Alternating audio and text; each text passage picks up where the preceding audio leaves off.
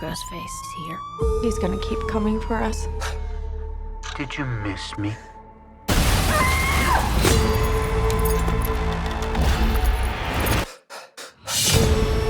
We've got to lure him in. And then we execute him.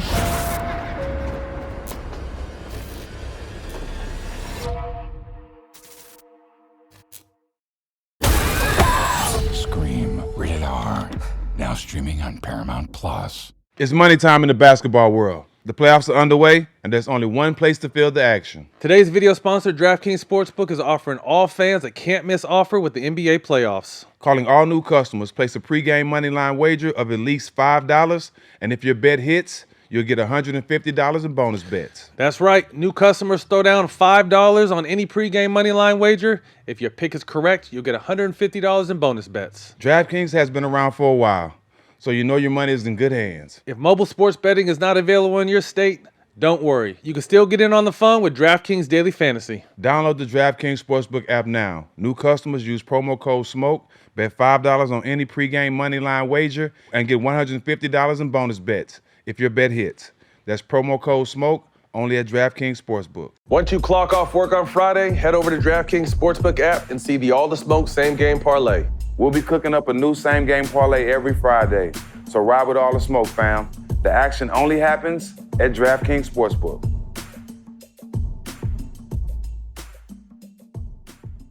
I must have missed it, talking about him off the court as far as, he can't be a thug. He walks in with a vest with no shirt on. That ain't a thug. Welcome into What's Burnin', my friends, joined by Matt Barnes, Steven Jackson, and guys, we've got so much good playoff stuff going on. I just want to get straight into it. Monday night in the NBA, thrilling in Miami. Jimmy Butler dropping 56 points, swaying the series, putting the number 8 seed up 3-1 on top of the top-seeded Bucks. And look, we have to start with Jimmy, right? This was the most points in Heat playoff history, which is saying something on a team where LeBron James, Dwayne Wade, Shaq all won titles. At one point in the third quarter, guys, Jimmy had 35 points and the rest of the Heat had 39 points. So cannot overstate his value there. But I got a question for you. Was Jimmy Butler's Game 4 the single greatest playoff performance for a Miami Heat player? We know it's the most points, but you got to remember, we had that LeBron game in 2012, that Game 6 versus the Celtics up in Boston, the Eastern Conference Finals, when the Heat were down 3-2. He had 45, 15, and 5.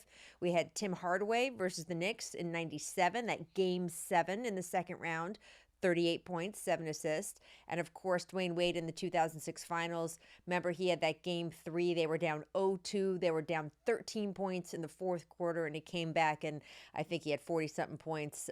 He did it again in Game 5 of that series. So where would you put this Jimmy Butler performance stack in the grand scheme of Miami performances?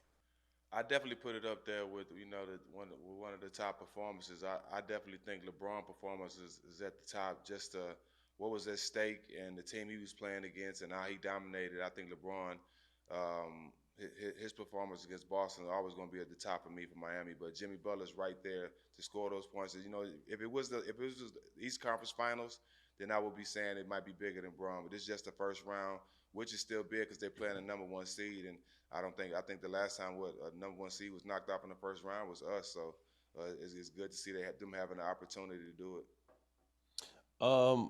I think too. I think the stage, obviously, and you never want to take anything away from Jimmy. This guy wills his team somehow, some way, every single time he steps on the floor. My number 1 performance is D Wade because he did it on the biggest stage, which is in the finals. And it was a long time ago, and my memory is a little shaky because I do smoke a lot. But I just remember seeing how incredible he was in those games to become finals MVP. Obviously, what Bron did in Boston is huge because on that stage, but definitely don't want to take anything away from Jimmy for what he did last night. It was incredible.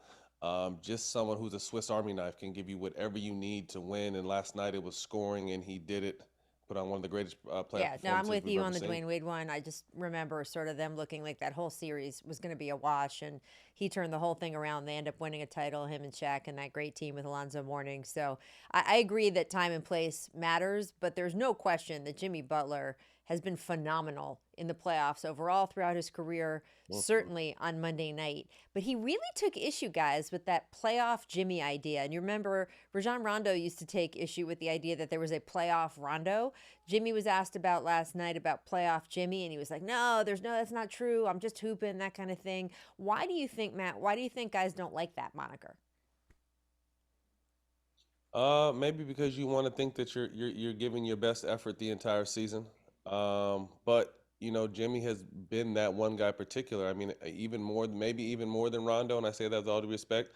In the playoffs, Jimmy turns something else on. I mean, maybe it's the beer he's drinking come playoff time, or the music he's listening to. But again, Jimmy is someone who has willed his team, not just this year, but pretty much every year he's been in Miami. They made a run to the finals, and he was incredible and gassed the entire time. But he is just one of the most, one of the greatest competitors we've ever seen in this game, whose heart is as big as anyone's in this game.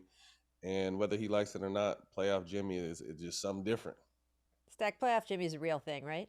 I wouldn't say that with him. I mean, because he gives effort all year round. There's some guys that when they give him their playoff name, it fits them because they only play hard. They only give their effort in the playoffs. But with Jimmy, I think he gives that effort all year round. I just think in the playoffs it's highlighted because the game slows down. The star players have the ball more, and you really get to see how talented these guys are. His numbers are better in the playoffs. I wonder if that's. I don't think it is an effort thing because I agree with you. I think that he gives effort the whole year through. But I wonder if it's just situationally he's able to do more in those situations. Whatever it is, it's working for the Miami Heat. Do you guys think, coming back from 3-1 in a series has only very rarely happened. Do you guys think that Giannis and the Bucks can do this, or do you think this series is over? If there's one player that can will his team back from being 3-1, it's Giannis. I believe. I'm not saying they're going to do it, but if somebody could do it, it would be him. I don't know how healthy he is. He was limped away last night from the game in one possession, and he fell hard for the first time. So again on his back. So I don't know how healthy he is, but if he's 100%, they got a good chance. And you also see what I think Jack just pointed out, or maybe I missed one, but at the very end of the game, the last play of the game, he fell right on his tailbone. And I don't think no one noticed that because Miami had won, but that could be a big if. But I agree with Jack. I mean, if there's one team that can will back, it's Giannis's team. And the only reason why I feel like they can do it is because Jimmy has to play like this every single game. Obviously this is one game which was incredible. Obviously they're shorthanded with Tyler Hero. They just lost Victor Oladipo to another terrible knee injury. But if Jimmy's going to have to drop 50 every night or be in the high 40s every night, that doesn't necessarily favor his team. And then, because Milwaukee pretty much had the game in hand. They didn't play a full 48 minutes. So I think it'll be interesting. You don't want to take anything away from Jimmy and the Heat squad for what they were able to accomplish last night. But the window's definitely still open for Milwaukee. They got to go home and take care of business and then go game by game. Again, we don't know. We don't know how Giannis is going to be. And frankly, as you point out, the Heat cannot sustain one more injury to one more important guy on that team. I mean, they're so thin right now. So we'll have to see what happens. If the Bucks do end up losing this series, though, a first-round exit for a top-seeded team, as you point out, Stak, has not happened in a long, long time. The Bucks will have to sit and take a look at what they want to do. You've got Brook Lopez as an unrestricted free agent. Chris Middleton has a player option. Do you think, Stak, if they do lose this first-round series, you just draw it up to, hey, chalk it up to injuries and Giannis, and we try to run it back for next year again, or do you think you want to make some major changes? Yeah, I mean, it's hard to say you need to make changes when Giannis is not 100%. I mean, that's what makes that machine go. I mean, if he was 100%, we'd probably be seeing a different series. So I think they'll kind of keep the core of that team together. Lopez has had a great year. He almost won Defensive Player of the Year. So Lopez is somebody they need to keep in pocket. The pick and roll that him and Giannis was running yesterday was Miami couldn't stop it. So I just think it might be some other players they need to tune in and take out. But for the most part, I think they're still good. Yeah, I definitely don't think you blow this core up. This core has been one of the most consistent cores the last handful of years. But if you guys remember, before Milwaukee came out of nowhere and won that finals, who was on the hot seat? That's true. Coach Bud. It was Bud. And you got to think there was a lot. And Shaq or was it Charles that pointed it out last night on TNT after the game? There were some times there was some questionable decision making and timeouts that weren't called during that run that Miami was making that kind of had me on the 13-0 edge. run. Yeah, and I was just thinking, like, I was about to start tweeting, but I was dealing with Ash, so I didn't. Um, but I'm thinking, like, and it just made me think back to before Milwaukee won their championship. That championship saved their head coach. So again, I don't think it's with the players. If anything, and I'm not even saying they need to, if this doesn't work, they need to fire Bud. But I think he probably will take some heat, and there will be some, deep examining of his Yeah, abilities that's a great to point. lead It'll that be team. interesting to see. But as you guys say, I think the Bucks still have a chance. That series is far from over, and either way, it's gonna be a good time. All right, I want to get over back here to LA because LeBron went 20-20 in year 20. First time in a playoff game he's ever posted those numbers. By the way, first time in 50 years that a player of his age has done it. In fact, he broke Wilt's record. Wilt was 36 when he did it. LeBron is, of course, 38. So crazy to have a guy at that age put up those kinds of numbers. Lakers fans, of course, a whirlwind of emotions this entire season. They've revamped the roster. AD and LeBron have both missed extended periods of time. They battled just to get into the play-in, and now they're up 3-1, though, on the number 2 seeded Grizzlies. And Matt, you always said if the Lakers get in, they'd be dangerous. But is that just because, hey, they're the team with LeBron James? Is that going to be enough as they keep going here? I don't know if he can do 20-20 every night. What's your assessment here as we go? Well, Rachel, it was crazy because as I was watching this game last night, I was in a group chat with Jelani and a couple other my UCLA homeboys, and I literally said because he Yeah. was really passive down the stretch before overtime, like didn't look to attack, didn't look to anything. I was just like, damn, it doesn't even look like LeBron can get, he's not really doing anything to get by no one. And when I tell you, as soon as I said that, he started going. You know what I mean? And everyone in my like, hey, that Right. didn't age well. Literally like 30 seconds, it's like he heard me. But to your point, Rach, I don't think LeBron can sustain. Sometimes people say you had to catch your second win. He had to catch his third win last night, which was incredible, and he was able to do it. And again, like Jimmy, will his team to a victory. But my biggest question mark is Anthony Davis's inconsistency. He'll give you 30 and 17 one night, and then he comes back and gives you, what did he have last night? Like 11 and 12. You know what I mean? When he's talent-wise supposed to be one of the greatest players that this game has. So it'll be very interesting to see how much juice LeBron has because there's times when you watch the games, and granted, that 2020 was absolutely incredible for someone his age at this point, but you can just tell that as a team they can't sustain energy consistently. It's crazy. There's so many peaks and valleys with that team. So I think this team can still beat Memphis because Memphis is shorthanded. But it'll be interesting to see if they have enough gas as a team to continue to advance. It's going to take the role players to continue to play well. Austin Reeves has played himself into a lot of money.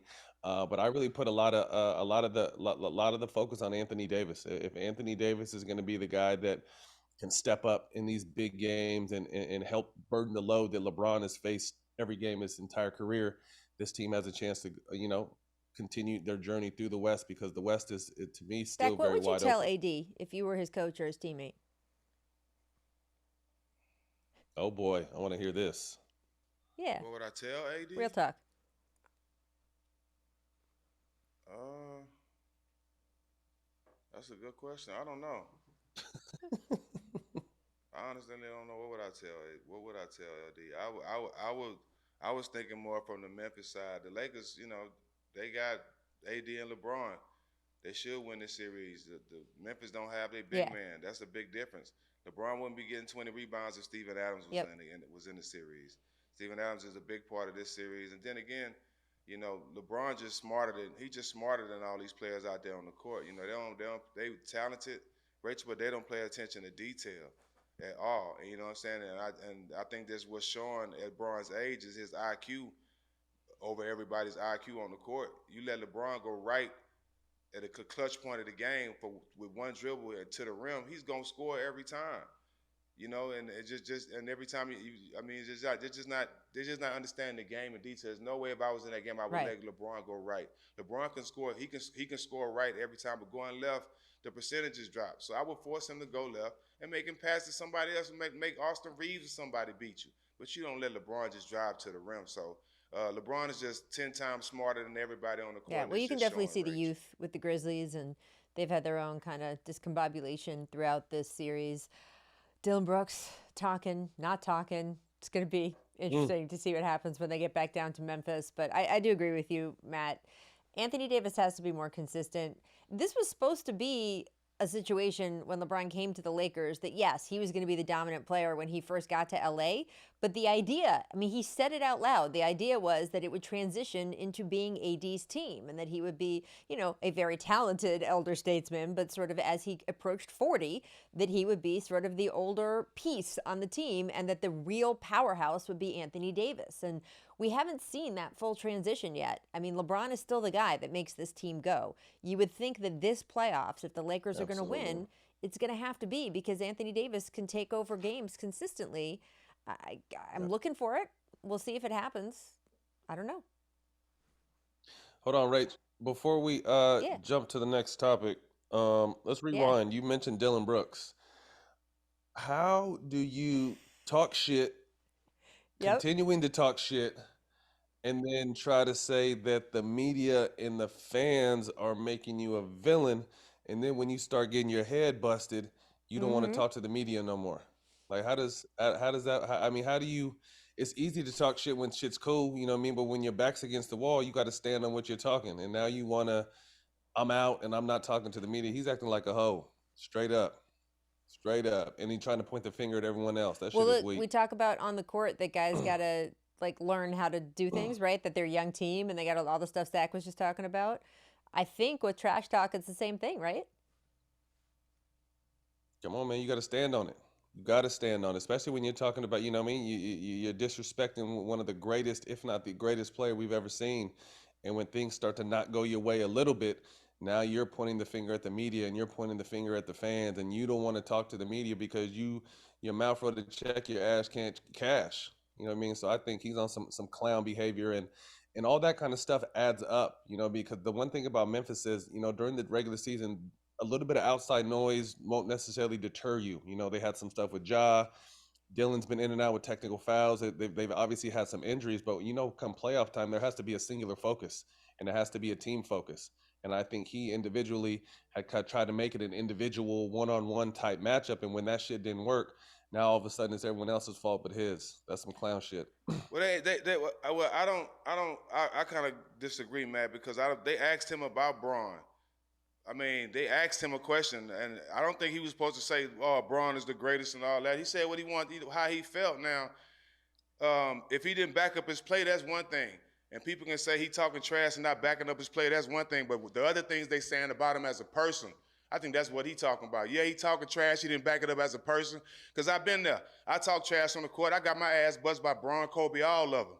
But when they try to take it as you as a person and attack you as a person and not on the court, I think that's what he kind of talk about. Running from the media, yeah, you got to stand up because you the same person that said he was old and all that. So you got to take that after LeBron have a 20-20 game. But when you start attacking the person off the court, I think that's what he running from. Now, we different. We didn't run from nothing. We dealt with whatever he said. We stood up behind it. But I don't think he really talking about as far as him talking this trash and not backing it up. I think they trying to say he a thug and a villain and all this stuff, which he take on the court. But once he off the court, leave that man alone. Yeah, I never heard the thug part, but I mean, I think the villain role, and we've both been villains, and we played a big hand in creating that villain narrative, and we were cool with it. Like you said, we stood on it, whether we were right or wrong, played well or played like shit, we stood on it and we followed through. But that was, I haven't heard no one, I must have missed it, talking about him off the court as far as, I mean, he can't be a thug. He walks in with a vest with no shirt on. That ain't a thug.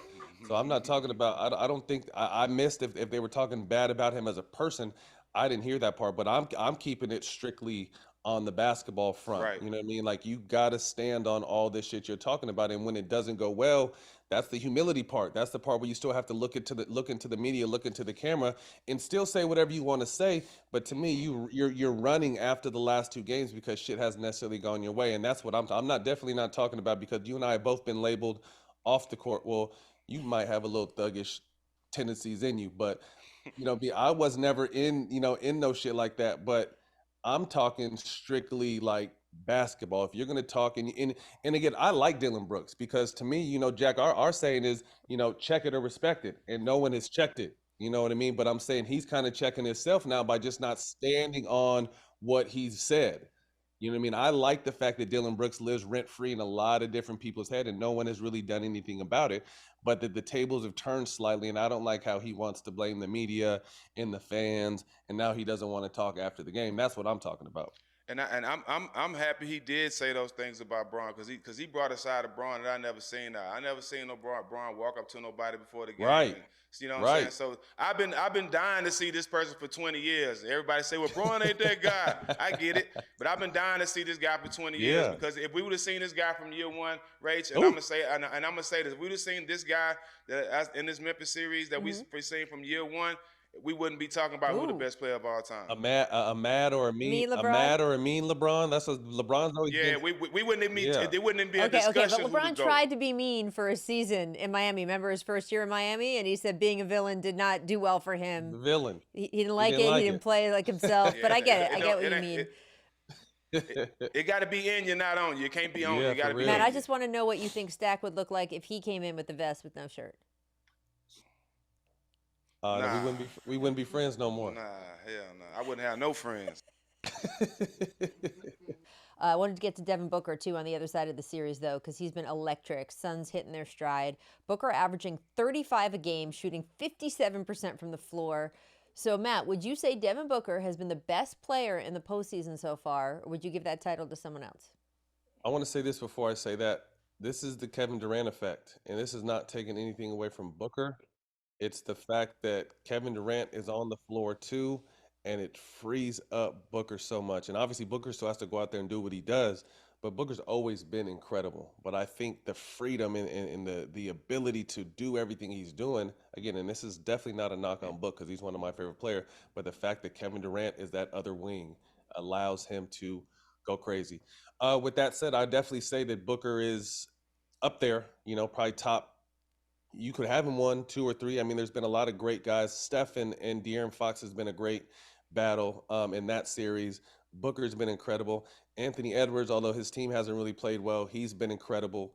You look over at Brunson. There's been a lot of great individual performances this year, but I definitely think Booker is the head of the class this year. He's playing lights out for them, and I hope it can continue. When the last time Booker got a swing from a double team wide open three? He's been Right. a lot of those Right. since KD been there. Man, they look good. I mean, it's definitely the KD effect. I mean, Matt said it all. All right, Matt. So while I have you here by yourself, it's the time to ask you about the Matt Barnes versus Matt Barnes series, Kings Warriors. Kings had a chance to go up 3-1. A little sloppy play down the stretch. Some savvy from the Warriors means they're now tied at 2-2 instead. And now De'Aaron Fox has a fracture on his index finger of his shooting hand. Matt, how do you handicap this series from this point out? It's fucked up, man. And I've been torn this whole series, Rach. Obviously, Warriors in my history with them and the We Believe and the opportunity to be on a championship team. And then, Sacramento's my hometown team and they've been bad for so long and they're finally here and they're real and they're the real deal. And I think you touched on inexperience played a huge part in game 4. Down the stretch, clutch time, turnovers, shot selection, rotations, just a lot of things that the Warriors aren't going to beat themselves. And I feel like the Kings beat themselves in game 4 and still had a shot, with Harrison Barnes at the end of the game to win it.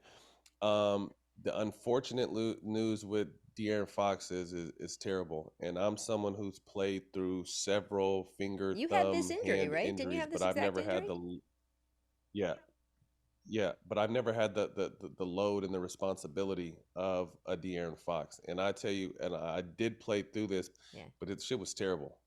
Especially because similar to him, we were both very active on the defensive end. So anytime you swipe at a ball and hit it the wrong way or even land, and then offensively holding the ball and people swiping at you, and someone like Draymond is going to take a hacksaw Jim Duggan hack at that hand like he should. You know what I mean? That's a part of the game. Like if someone has an injury, you go after that injury. So when I heard the news yesterday, I was just so disheartened because I still feel like this team has a chance. I mean, I think game 5 is a must win for Sacramento if they're going to move on, but they're going to need De'Aaron. So, I'm praying that, he's able to come back and be healthy because we want to see these teams at full strength. I didn't agree with the Draymond, and people can get mad all they want. I didn't think he should have been suspended because I want to see both these teams, at their best. So Sacramento is right there. You hate to just, you hate to have like these moral victories, but I think Sacramento has shown that this team is real, and for the next handful of years, they're going to be very real and continue to get better. But it is a must win. Game 5 is a must win for Sacramento. You don't want to let the Warriors win 3 straight games going back to San Francisco. So we will have to see how De'Aaron Fox handles this injury. And then from a King side, Sabonis and Herter, Yeah. plain and simple, have to step up.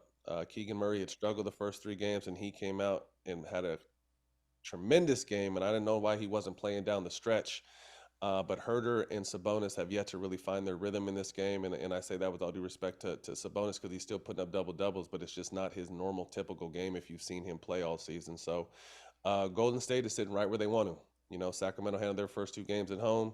Golden State handled their next 2 games, but now you're starting to see the experience of where Golden State has been the last 8 to 9 years. You mentioned really that kick in. Draymond suspension, and of course, the league office when they did it said that his history came into play. I thought Draymond, by the way, the other day had the line of the playoffs so far. He said, "I didn't know you could get suspended for a flagrant foul from 7 years ago," which I thought was great, just great. Right. Draymond Right. really did an interesting thing in Game 4, by the way, is that he took himself out of the starting lineup. He went to Steve Kerr, and after sitting on the sidelines for Game 3, he said he watched the game. It was like watching film live, and that he saw the extra space that was there by only having one big on the floor. And he went to Steve Kerr. First, he went to Steph Curry and asked him. Then he went to Steve Kerr and said, I think that, he said, look, I think we should just start Kevon Looney. We should just start one, and he's the one who's earned it at this point.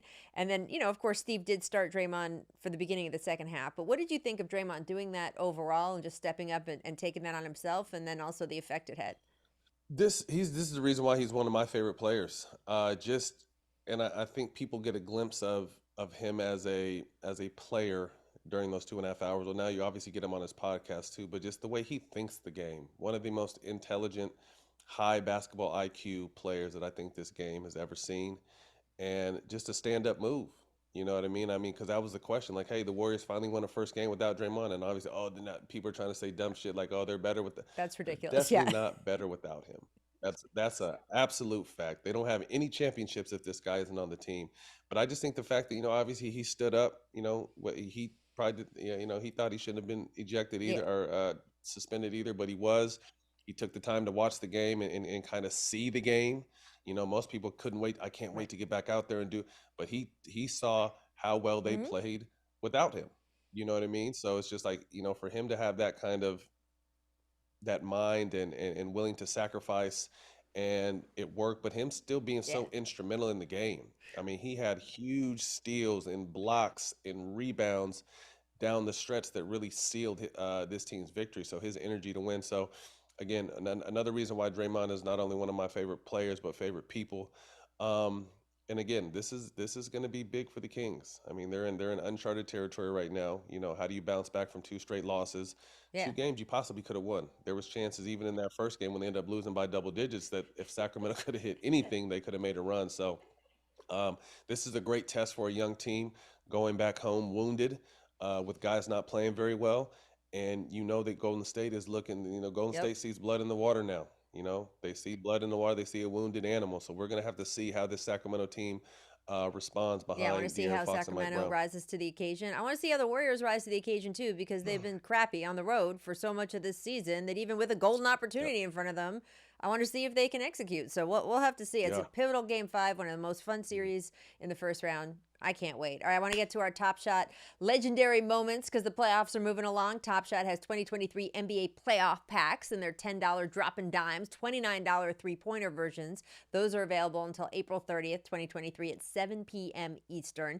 Each pack purchased is an entry to win an all-expenses-paid trip to Games 1 and 2 or Games 3 and 4 of the NBA Finals. That is a good prize, people. Wow. I know, right? Matt, I Oh, want to yeah. know, which playoff series do you think has generated the most moments? Kings, Warriors, Knicks, Cavs, Lakers, Grizz. Kings Warriors. I think there was a stat that someone just sent me. Let me look on my phone real quick. It was the most viewed. Where did it go? Sacramento Kings versus Golden State Warriors. Game 4 on ABC draws the largest NBA playoff first round audience across any network in 21 years. They peaked out at 10.5 million views. So I'm a homer. I'm a NorCal guy, and NorCal is rocking right now. So I'm definitely going to say that Kings Warriors series. The battle between Steph and De'Aaron Fox has been incredible. And De'Aaron Fox is letting everyone know I'm one of the best players in the I mean, world, and look, he's those been numbers are showing it. crazy too when you consider it's West Coast games. So half the country, that's 11 o'clock Yep. midnight type of Right. situation. Everyone's staying Mm-hmm. tuned. So, yes, best moments. Best. Yep. You guys can start your NBA Top Shot collection today at NBATopShot.com. Get closer than ever to the game and players you love. Sign up today. On the radar, Matt, presented by DraftKings, the only sportsbook you need for the 2023 playoffs. Let's take a look at Wednesday's game. Make some picks. Game 5, Knicks at Cavs. Cavs are 5.5-point favorites. Do the Knicks close it out in Cleveland? Or, Matt, can the Cavs extend the series back to MSG? That's a tough call. The Knicks have been playing I want to shout out Brunson, man. I always knew he was a good player, but to see what his departure from Dallas has done and what his arrival in New York has done has been incredible. I don't think anyone saw him being this pivotal, No, it's a great point. with all due respect. And, everyone said Right. oh, they're paying him $100 million. I think he's underpaid, and I've said this a handful of times Yep. since. He's underpaid. This next contract's going to be bigger. So first of all, I want to shout him out. It's going to be interesting. I think for the Knicks to close out Cleveland on Cleveland's home court, Julius Randle has to show up to this series. Obviously, he had a great season, but a bad ankle sprain coming into this playoffs, and I think he's kind of been a shell of himself, settling for jumpers, maybe because his ankle isn't as strong as it needs to be for him to get downhill. But I think in order for this team to close out Cleveland in Cleveland, it's going to have to ride on Julius Randle, because I pretty much feel like what everyone else is going to give you. Brunson is a gamer. Donovan Mitchell's coming off a bad game at the Garden, so he wants to get back to the crib and really show up and show out. So I would give the nod to Cleveland right now, because I think it's going to be easier for Donovan Mitchell to turn it on at home than Julius Randle to kind of find his Yeah, I rhythm can't at see this point in Donovan the Mitchell series. going out like this, frankly. I mean, I still would think New York is going to No. win the series, No. but a gentleman's sweep, losing at home, I don't know. I'm going to say that Donovan Mitchell's going to come up, show up big, and then, take the series back to New York. And then I see the Knicks closing it out. But we'll see. That's why they play the games. I want to get to Lakers Grizz, too. But Memphis is 4-point favorites. Do you think that's going to happen, or do you think LeBron sends Dillon Brooks and company to Cancun? This is a tough one for me. Yeah, I mean, for real, I think Memphis, as long as Ja took a few falls last game, scary falls. If he's going to be on the court, I give Memphis the edge in Game 5, and then the Lakers got to finish it at home, because Memphis is one of the loudest arenas in the world, and you don't want to have to go back for a Game 7. So it'll be a Game 7, even though it's Game 6 in LA. I give the nod, as long as Ja is playing. I give the nod to Memphis going home and protecting home, and then having to come back to LA and pretty much play. It's going to be a Game 7 for the Lakers. Yeah, it's even going though to be Game interesting, 6. too, if that series keeps extending, because they play more often now, right? I mean, they were playing, they had big breaks in the beginning part of the series. Now they're going to start playing every other day, that kind of thing. Travel's going to go back and forth. So an older team could get more tired. It's going to be interesting to see. But I think Memphis is favored for the right reasons. We'll have to see. Yeah. Real quick, Rach, before we jump, I want to go back to that Madison Square Garden crowd. How great is it to just see them going nuts and being loud and it being star-studded? I mean, I'm really happy for the Knicks and what they've been able to do for their fan base, because we all know that's one of the craziest, wildest, disrespectful, greatest, intelligent fan bases there is, and the fact that they are rocking in New York, I just think it's dope to see. Can you imagine if things continue the way they're going and it's Knicks Heat in the second round? No. Yes. How insane is that going to be? And I want to see all the old guys from both sides coming back and sitting in the crowd. Yeah, they all got to show up. And Van Gundy's got to call every game.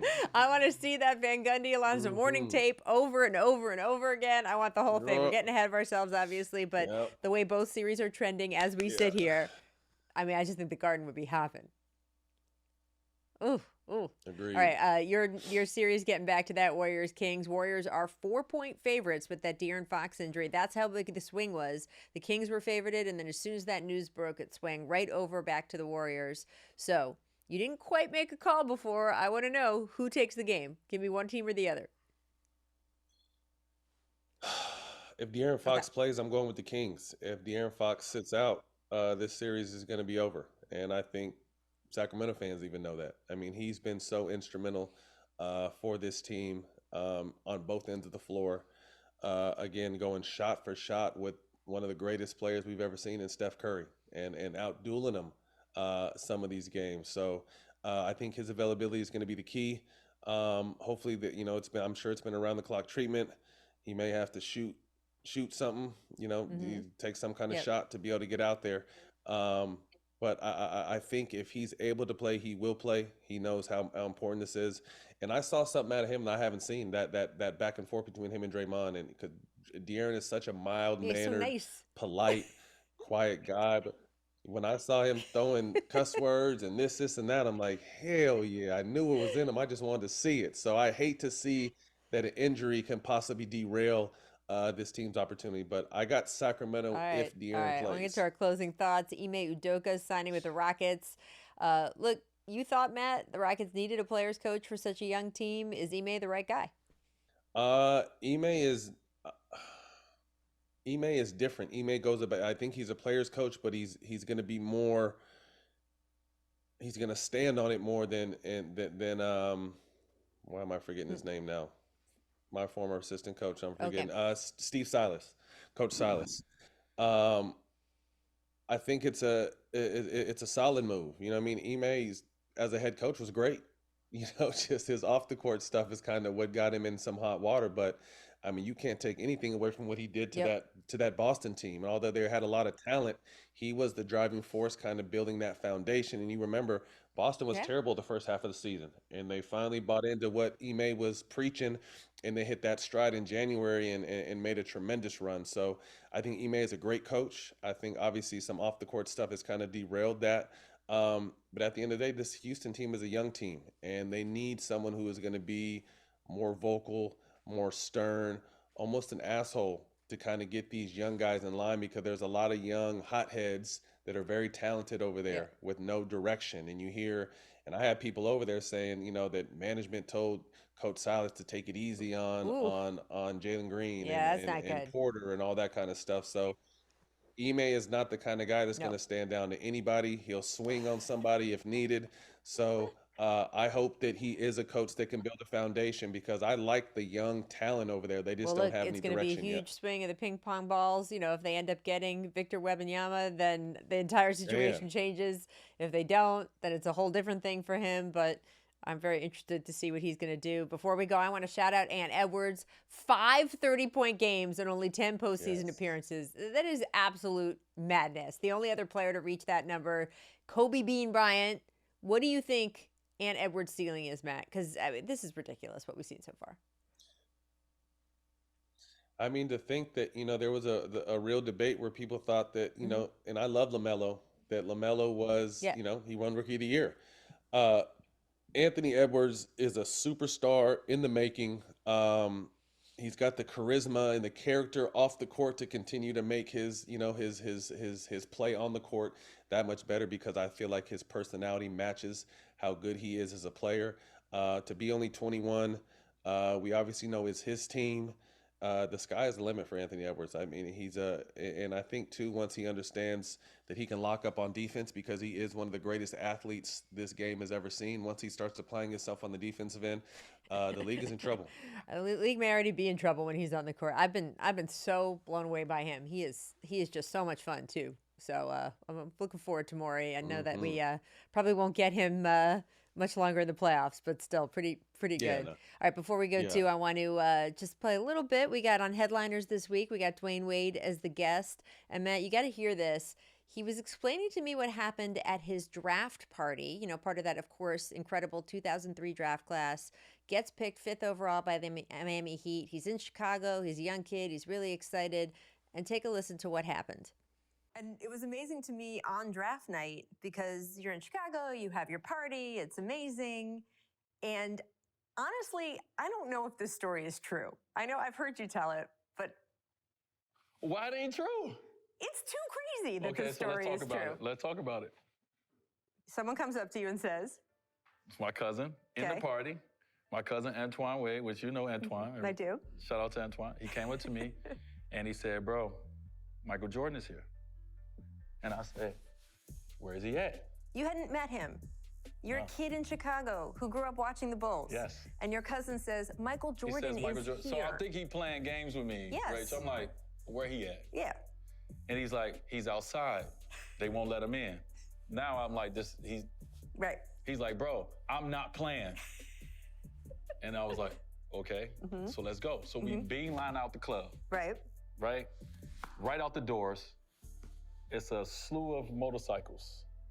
And Michael Jordan is sitting right there on one of the motorcycles. I run right up to him like it was like seeing like a ghost. And I run right up to him and he was like, I just want to come and show you some love. Like he was a little, he felt the way. All right. I don't know why they won't let Mike in. All right. He had 50 people with him probably. Maybe. But yeah, he was outside. He was on a motorcycle, and he said, "I was coming through to show you some love. Congratulations, in the whole welcome to the NBA type of thing." And so that's a true story. That was my first time meeting Michael Jordan, and it was the coolest experience ever. He was sitting on a motorcycle looking coolish.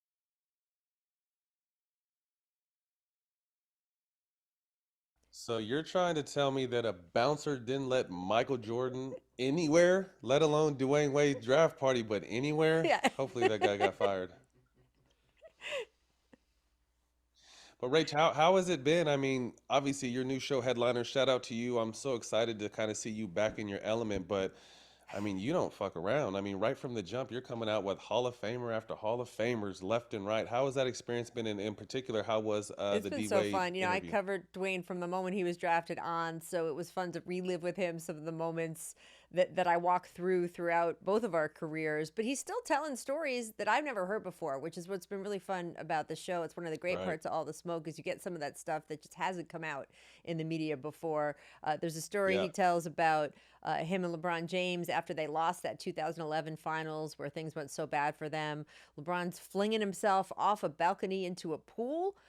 Just all kinds of crazy shit. So I like when you have these longer form opportunities to be able to really dive deep Yeah. into what guys are thinking and what they're doing, and to catch a guy like Dwayne Wade, who is about to walk into the Hall of Fame. Came up in a really difficult situation, grew up, his first 10 years in a gang-riddled part of Chicago. His mom, who, by the way, is amazing. His mom has come back in her life and become a real advocate and speaker and helped all sorts of people with drug addictions because she was there. She was a heroin addict. She was a coke addict. Dwayne was talking in this interview about how he didn't know if his mom was coming home for days at a time or not. And he's 8 years old, lying in the bed, couldn't sleep because his mother isn't there, and he doesn't know if she's dead or not on the street. And so the fact that he was able to come through that to become a Hall of Fame basketball player, I think it was just amazing to sit with him and chat. So I'm excited for people to see this interview. I think it's going to be a lot of fun. Thursday nights on Showtime, and then it's on streaming. It's on Showtime. It's on Paramount. The whole deal. Right next to on streaming on Paramount and Showtime is some best of all the smoke. So I'm in good company there. Congratulations. I'm really excited for you. I can't wait to watch that episode. And the fact that you mentioned, I mean, obviously we know Dwayne's accolades as a player, but Yeah. a better person, which is, I've got a chance to know him and he doesn't live too far from me. And we've got a chance to hang out a lot post-career. Just a really good person too, which makes him even, his legacy as a player even better to me. Amen for that. All right, guys, What's Burnin' available every week on Showtime Basketball YouTube, Twitter, Instagram, and TikTok at Show Basketball. Matt Barnes, thank you very much. You can catch Matt Barnes on all of the Sacramento Warriors series. I can't wait to see you up there again in a day or two. All right, guys. Thank you.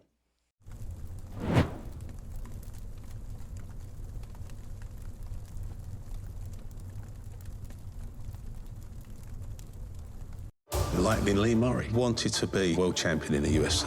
He just happens to be involved in the largest cash robbery in the world. This is the sort of thing you see in Hollywood films. Heists, armed gang, huge amounts of money. The policeman, Shorty, Hoodie, Mr. Average, High Vis, Driver, and Stopwatch. A fiendishly clever plan, which, up to the moment they drove away, had worked flawlessly. Catching Lightning, only on Showtime, streaming with Paramount Plus.